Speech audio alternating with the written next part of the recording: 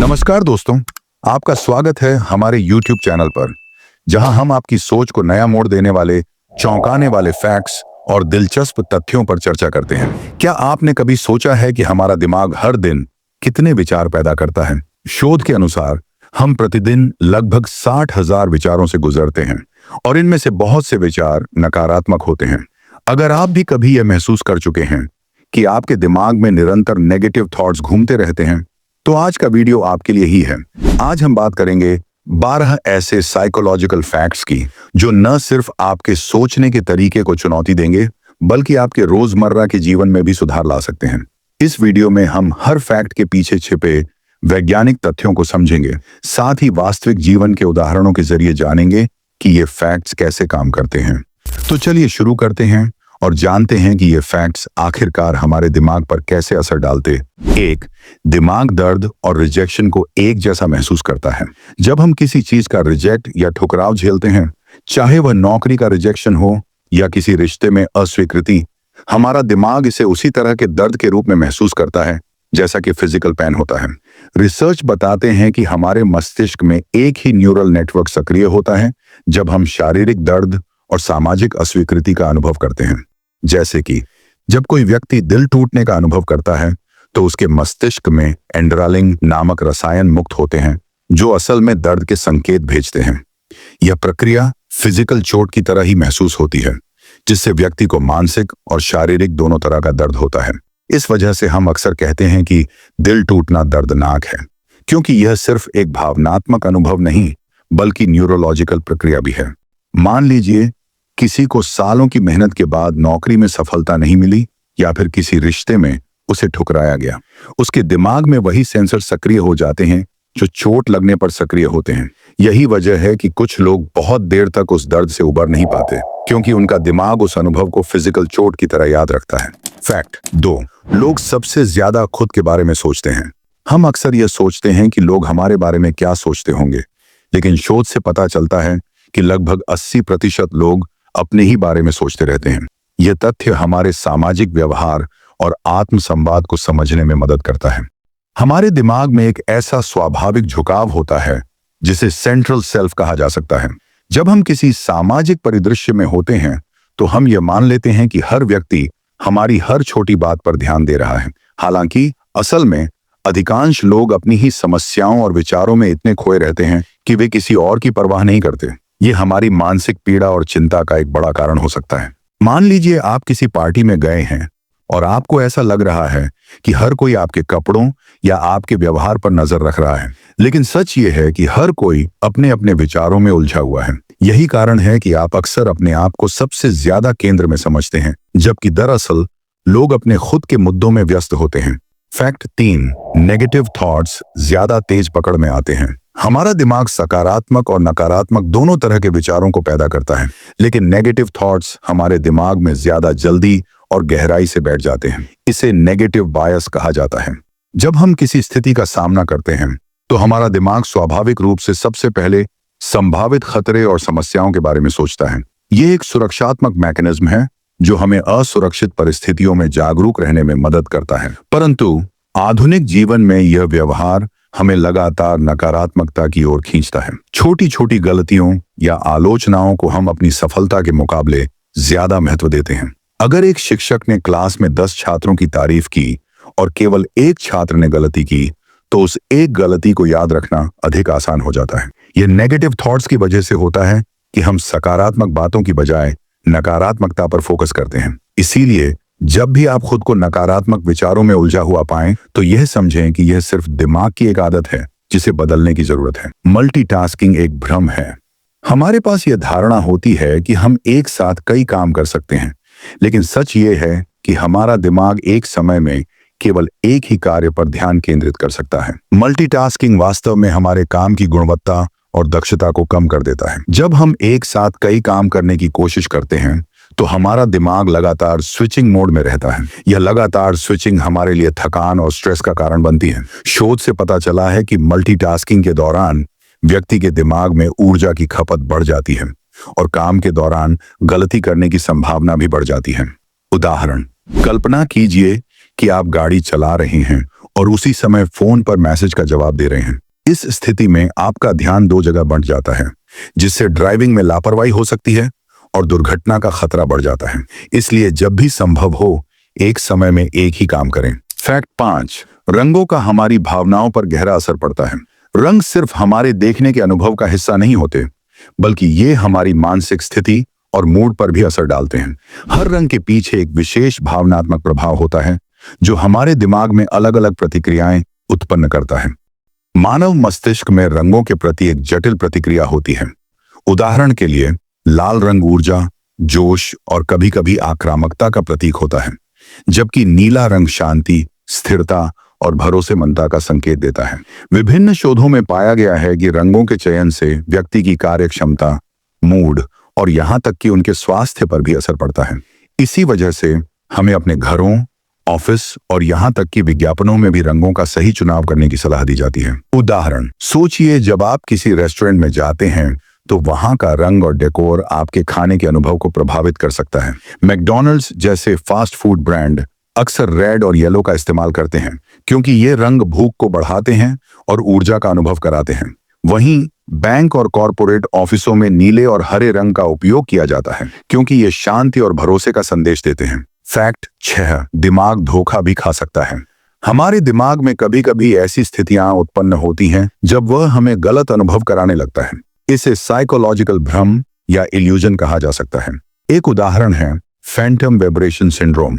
जब हमें ऐसा लगता है कि हमारा फोन वाइब्रेट कर रहा है, जबकि वास्तव में ऐसा कोई सिग्नल नहीं होता। ये एक सामान्य अनुभव है, खासकर उन लोगों के लिए जो लगातार अपने फोन से जुड़े रहते हैं। दिमाग की यह प्रवृत्ति बताती है कि हम अपनी आदतों और उम्मीदों के अनुसार अपने आसपास की चीजों को महसूस करते हैं, चाहे वह वस्तुनिष्ठ रूप से सही हो या नहीं। उदाहरण, कई बार ऐसा होता है कि जब हम कोई जरूरी कॉल मिस कर दें या कोई संदेश आ जाए, तो हमें ऐसा महसूस होता है कि फोन बज रहा है। यह एक प्रकार का मस्तिष्कीय धोखा है जो हमारी न्यूरल नेटवर्क के कारण होता है। ऐसे में यह समझना जरूरी है कि हमारा दिमाग भी कभी कभी हमारी अपेक्षाओं के अनुसार हमें भ्रमित कर सकता है। फैक्ट 7, 21 दिन में बन जाती है कोई भी आदत।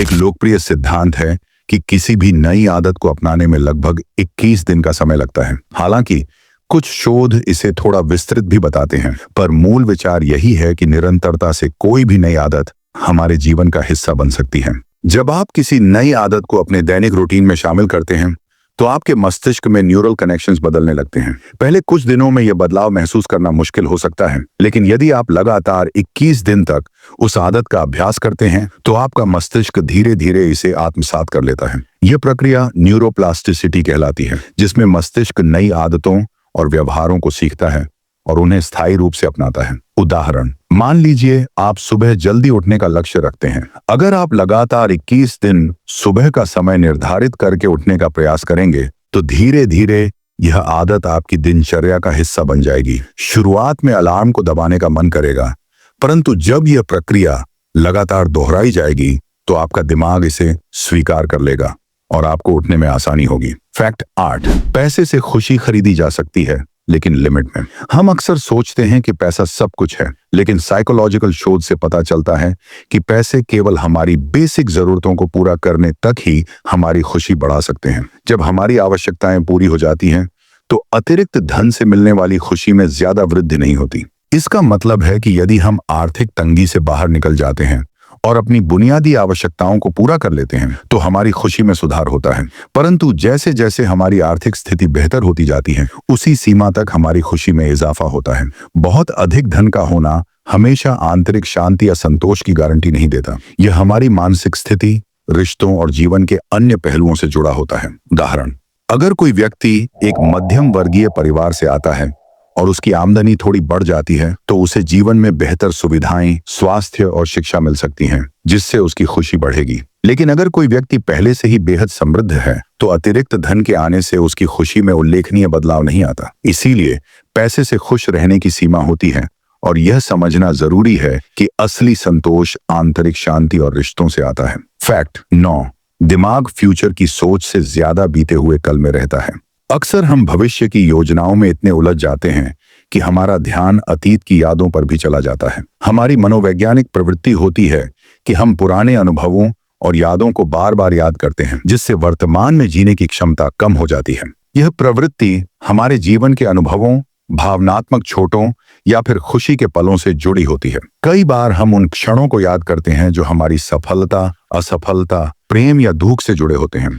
ये यादें हमें प्रेरित भी कर सकती हैं और हमारे भविष्य को बेहतर बनाने में सहायक भी हो सकती हैं। लेकिन अगर हम अतीत में फंसे रहते हैं तो यह वर्तमान के अनुभवों को प्रभावित कर सकती है। उदाहरण, कई बार कोई व्यक्ति अपने बचपन या पुराने रिश्तों की यादों में इतना खो जाता है कि वह वर्तमान की समस्याओं का समाधान नहीं निकाल पाता। यही कारण है कि कई मनोवैज्ञानिक, थेरेपिस्ट ये सलाह देते हैं कि हमें अपने अतीत से सीख लेकर आगे बढ़ना चाहिए, न कि उसमें उलझ कर रहना चाहिए।